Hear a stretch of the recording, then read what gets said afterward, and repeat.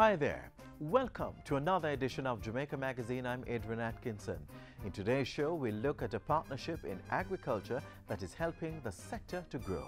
Plus, it's International Reggae Day, so we'll get a glimpse of the development of that genre of music and others in Jamaica. Sit back and relax for all that and more to come as we turn the pages of Jamaica Magazine.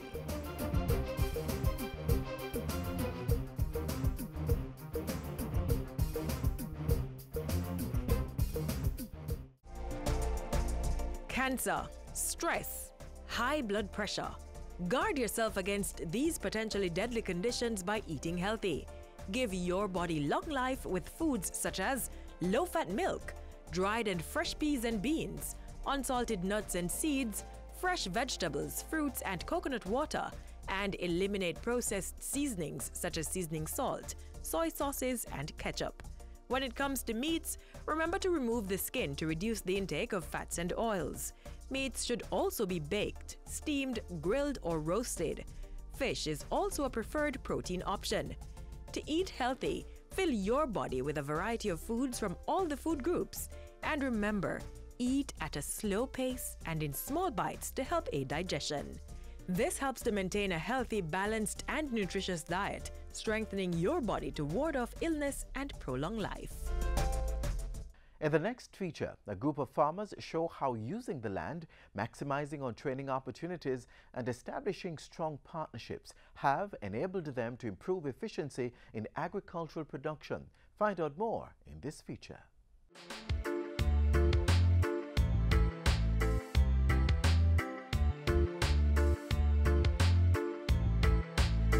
Getting farmers to produce more, adopting best practice methods, and becoming more efficient and sustainable.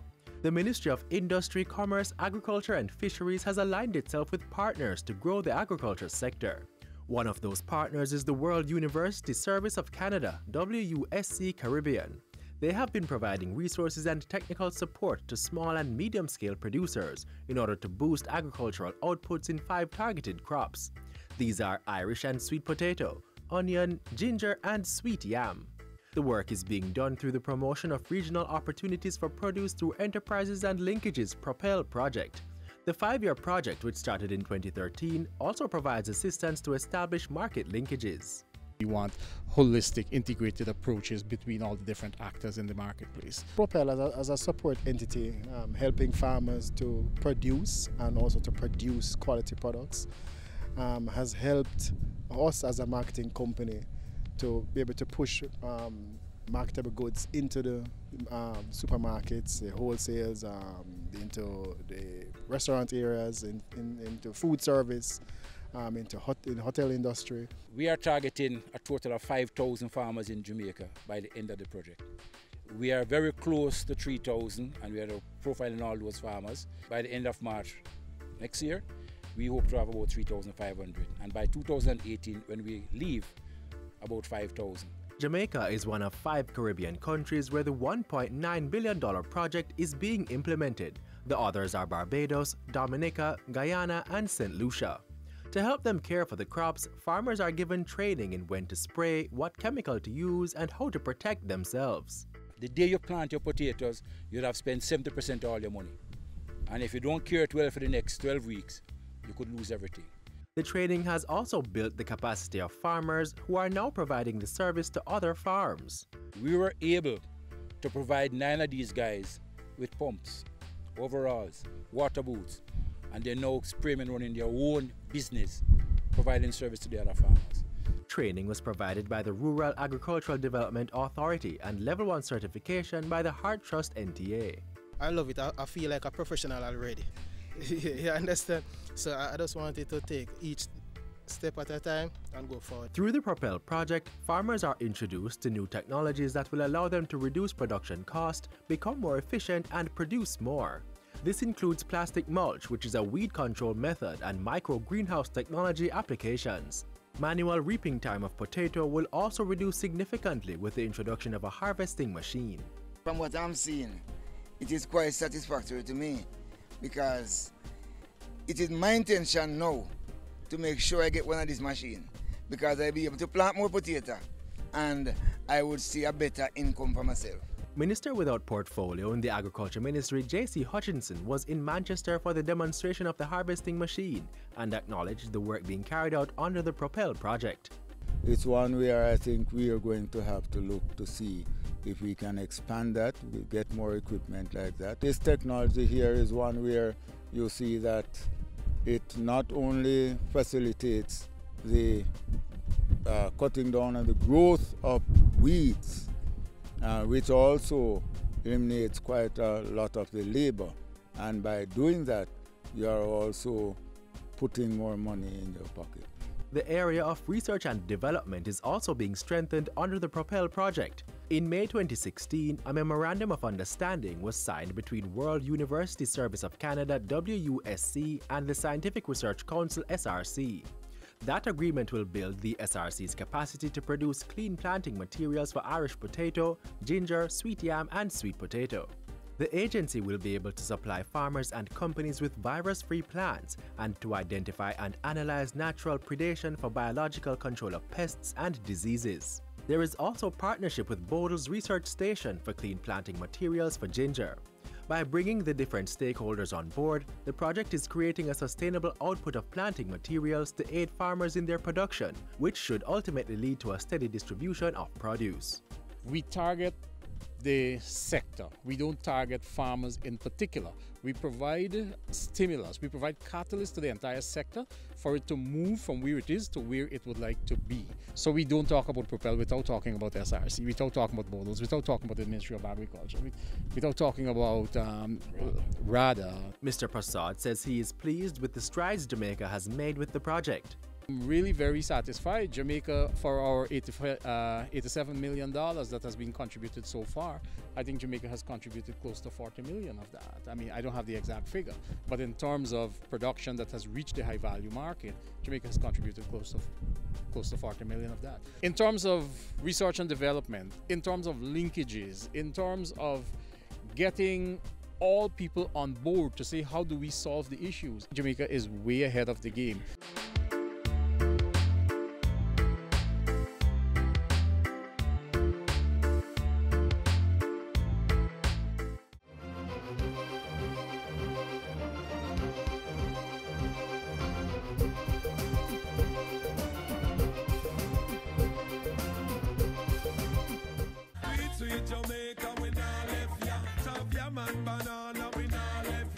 Finger-licking jerk chicken, Helcher fish and bami, will run down yam and banana, roast breadfruit, sweet potato pudding. Jamaica food sweet. So let's make a pledge to use more local produce and less foreign goods. Let's grow what we eat and eat what we grow. Water from heavy rainfall is likely to cause soil erosion, which displaces the fertile topsoil that's important for plant growth. This limits agricultural output. So, can we do something to prevent or reduce this naturally occurring event? We'll find out now.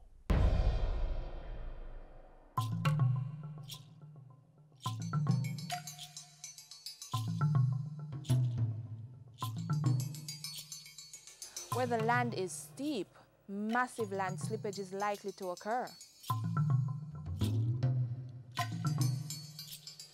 Such soil erosion is more common where the land is left bare and there is heavy rainfall. Agricultural activities are often restricted. Though naturally occurring, soil erosion is also triggered by what we do, like cutting down trees and shrubs, which then leaves the land bare. On the contrary, there are things we can do and don't do to reduce and even prevent soil erosion from occurring.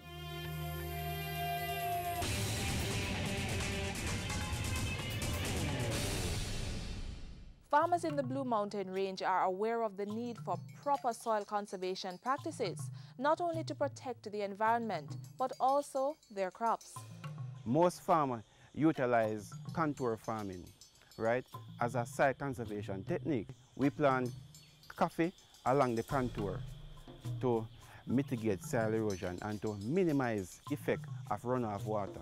We do other methods, for example, individual basin check dam, and the fundamental reason of a check dam on the slope is to trap the flow of the water so you have a lesser flow and to run off. The Ministry of Agriculture, in partnership with the Forestry Department, has also been promoting agroforestry. This involves the growing of trees with agricultural crops. Rows of shrubs or trees are planted along the contour of sloping fields and crops grown between the rows. Then there's border planting, where trees are placed along the border of farm fields or other boundaries. It is best to have some lands left undisturbed so natural forest growth can take root. Based on the hazards involved, the Rural Agricultural Development Authority, RADA, has been working with community organizations, encouraging farmers not to remove trees to plant cash crops in these hilly areas. We want to discourage farmers from the nomadic agricultural practice where you move from place to cut down the hillside to plant crops. So instead of cutting down 2 acres, you do a greenhouse this size, say 30 by 90, and you get much more than you'd get out of 2 acres. Protective cultivation techniques like the greenhouse method provide the means for sustainable development in hilly terrains while keeping the land under vegetative cover. Surely, as is being demonstrated here, the trees providing cover can all be of economic benefit. We have guava here. Out there you can see a garden cherry. Here you can see that's a custard apple. So we have a variety of fruits, as well as we have a variety of timber. But on the steeper slope down here, as you can see, you have a mahogany there, you have a mao there, you have bitter damsel, you have neem, you have teak, all different species. And the reason for this is to encourage the farmer to plant, because in the short term you will benefit from the fruit immediately. The case may arise when it might seem necessary to remove a tree, but then comes an important responsibility. If you move this mango tree, over a period of time, the root rot. Plant a mao, or you plant a mahogany, or you plant a neem, or any other tree, for argument's sake. If you have to move a tree, replace it.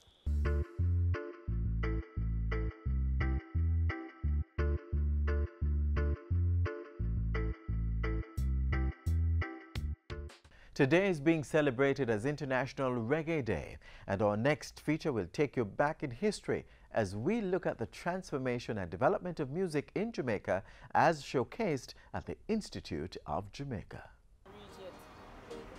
Relax, man, we'll soon get there. In fact, we are here, the Institute of Jamaica.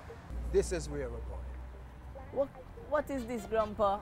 When you're going, you'll see. Come on, let's go. Oh, where's a carry me some place where me no want to go? You say you want to be a musician? Well, you have to come here. Let me show you where the music is coming from. Step inside.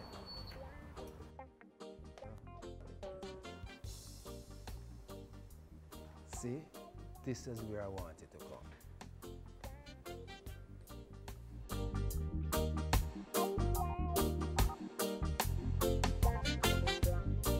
You see how far Jamaican music coming from, Kadeen? These are Tainas, the first people, and see, they're playing drums and dancing. And look at these African instruments. That's when the first Africans came to Jamaica. Now, I bet you don't know what this instrument is. Rumba box? It is a rumba box, and you hear that in what kind of music now? Mento. Mento, that's what makes the mento music so sweet. Now, look at this.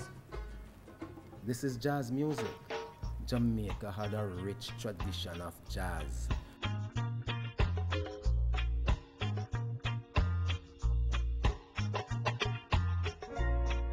Coming right out of Alpha Boys School, you see it? Right after jazz, the same jazz musicians were playing R&B. I found my thrill. That came from America. And when the R&B dried up from America, then they started making Jamaican R&B.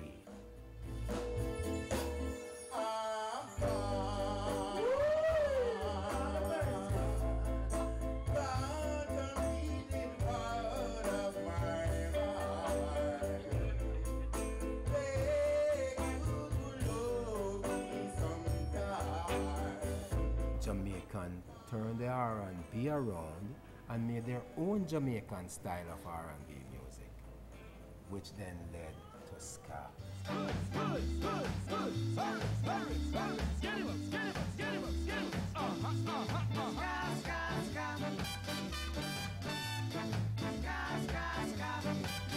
It was the beginning of independence. Ska was looked upon as the new sound of Jamaica.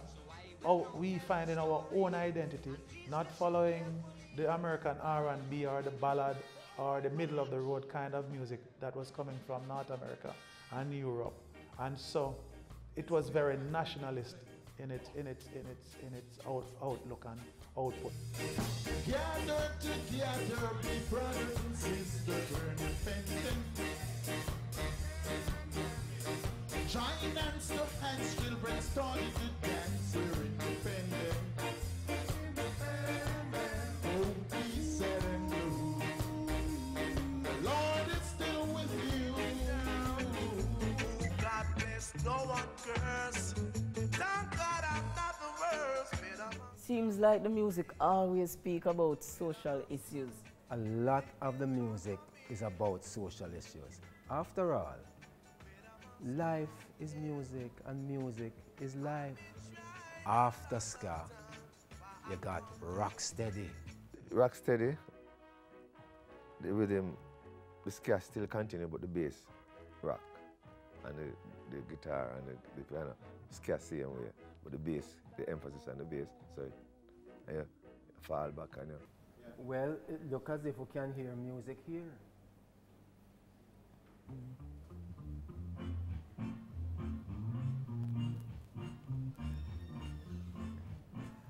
I like this, Grandpa. This nice. is Rocksteady. No, you should have seen me and your grandmother in those days. Rocking steady. Yeah, Grandpa. Yes. That's Alton Ellis, you know. The great Rocksteady singer. Let me turn down the people things here. Next thing, then throw us out of here. And go back to watch this thing. But Grandpa, you've been talking about Jamaican music for how long now, and until now I haven't heard anything about reggae. Well, we're coming right up to reggae now. Here we are, reggae. Well, first of all, many people say that reggae was born at Sir Coxson's Studio 1 on Brentford Road. Clement Dad brought a piece of machinery to the studio for about a year. It was sitting there. And no one knew exactly what to do with it. And so they hooked it up one day and decided to implement it. And they discovered it was a tape delay. And so they hooked it into the machine and they started doing it into the recording. So when they put the guitar sound through the tape delay, it comes back saying, the rest of studios hearing this recording out, they thought it was the guitar making that and just copied that, and that was the birth of reggae music. I want to do the reggae, girl, with you. Yeah, come on to me. Here are some of the great artists who came out of that. Bob Marley, Peter Tosh, and Bonnie Livingston, the Wailers, Burning Spear, and so on. Now, reggae was also a way of life. It was the greatest advertisement for Rastafari. I think it's my time to teach you a little bit. What can you teach me? Come right here, sir. Oh, dancehall. I know that's when you were going to get happier.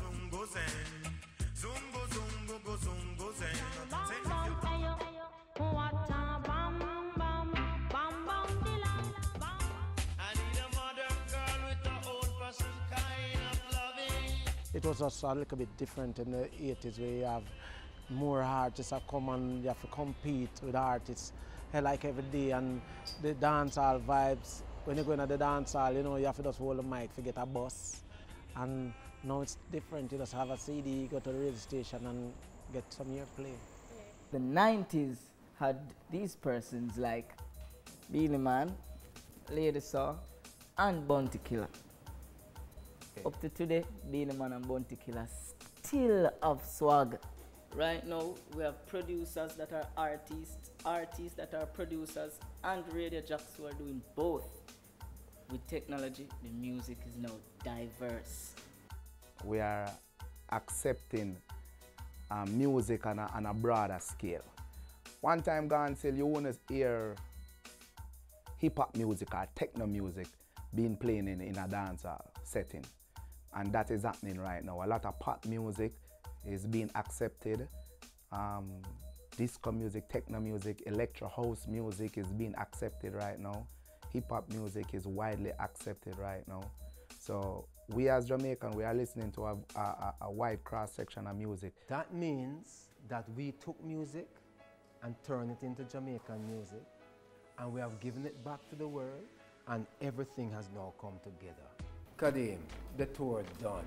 See, it wasn't that bad after all. For real, Grandpa. Really inspired by all of this. Well, out of many, we're really one music. And you might yet become a good musician. Thanks, Grandpa. Yes.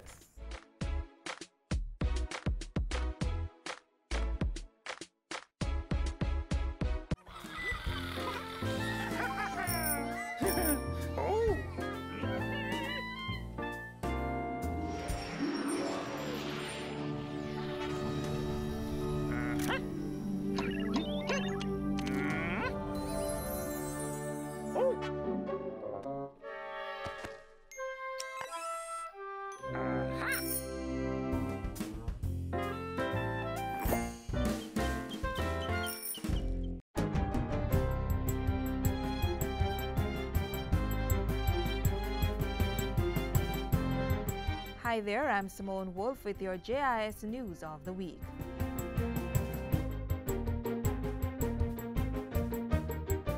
After 18 amendments, both government and opposition members of parliament this week voted for the Special Crime Zones Bill, which makes provision for the designation of a location as a crime spot, among other security measures. The murder situation that we face, Mr. Speaker, is not normal, but we are becoming very much insensitive to it. The debate today from the Parliament sends a signal to the country that the leaders of the country do not consider this as normal. The first 250 recruits of the National Service Corps program are now in training at the Jamaica Defence Force Newcastle base. The one-year training will help the young people to develop working skills, engage in volunteerism, and learn how to save from the stipend they will be given. The success of the program depends on you. You are going to make this program successful for the others who will follow. How you take on to training, how you take on to national service, how you maintain the discipline and high standards of the army, how you maintain the spirit of the army, and how you give back to the society. This will determine whether or not the program is a success. On Wednesday, Jamaica and the World Bank signed off on a $70 million loan agreement. This loan is to assist the government's efforts to achieve higher levels of economic growth through the continued implementation of various initiatives targeted at improving the investment climate, improving competitiveness, fiscal consolidation, and public financial management in Jamaica. New labeling, packaging, and food safety requirements for brown and granulated sugar become mandatory for pre-packaged sugar today. Minister of Industry, Commerce, Agriculture and Fisheries Carl Samuda says sugar repackers must be registered with the National Compliance and Regulatory Authority, the NCRA. This will now ensure that the consumer will be getting a product which is perceived and processed and packaged under hygienic conditions and free from foreign matters. This week also found the Agriculture Minister signing a contract with the University of Technology and the European Union that will involve UTech training and assisting residents in sugar-dependent areas to establish at least 80 business ventures. There is no doubt that the outcomes will have lasting, transforming impact on the lives of all persons involved. Given the decline in sugar production and economic conditions in sugar-dependent communities, it is good that this project has been conceived to help citizens who have contributed to the building of Jamaica's sugar industry. A contract has been signed for the construction of offices to house the Island Traffic Authority and the Transport Authority in Westmoreland. Transport and Mining Minister Mike Henry says the move is to create a one-stop shop for improved customer services and effective enforcement of regulations. Important here is to finish these as quickly as possible and bring them in on time, and therefore offer the service to the people of Westmoreland, that they don't have to travel that far and that distance in able to be able to achieve the very results that are important to their everyday life. 31 Clarendon families now have proof of land ownership, having received their titles from bauxite company Jamalco recently. The titles were presented to persons who had been resettled as a result of mining activities. And I have given instructions to the bauxite companies to double their efforts in providing titles to persons who have been relocated. Telemedicine has been introduced to Jamaica with this week's launch of the Doctor on Call application. It allows patients to consult with their doctors and obtain diagnosis through video conferencing. There are so many of our people who are plagued by their inability to access top quality healthcare because of distance, cost, and a variety of other impediments. When we bring technology to bear on many of these challenges, an entirely new reality comes to fore with a whole new set of possibilities and treatment options. And finally, both houses of Parliament on Tuesday paid tribute to former Prime Minister Portia Simpson Miller, who will retire from representational politics shortly. Portia Simpson Miller has embodied for many Jamaicans the grit, determination, and resilience that is awe-inspiring in the face of obstacles. I served in her cabinet after challenging her for the leadership of the party. And I would like to place on record that not only did she entrust me with perhaps the most critical portfolio of finance, but that she gave unfailing support to all the measures that were required to take Jamaica to a most difficult period. This is it. This is where my political story, which began over 40 years ago, ends. My heart filled with gratitude to you, the people of Jamaica, who gave me the privilege to serve at the highest level. I was always driven by a single purpose. I wanted people to feel that they had value and that they had an equal stake in everything Jamaica has to offer. Tuesday also marked former Finance Minister Dr. Omar Davies' last day in Parliament. And those were some of the stories making news this week. I'm Simone Wolf.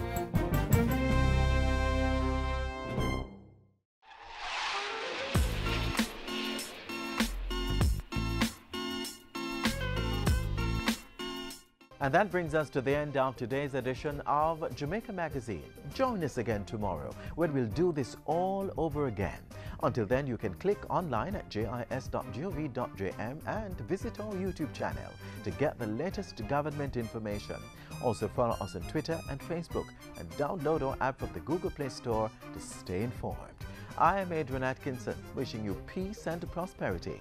Take care of your health, exercise, eat well, get adequate rest, and make every day a productive one.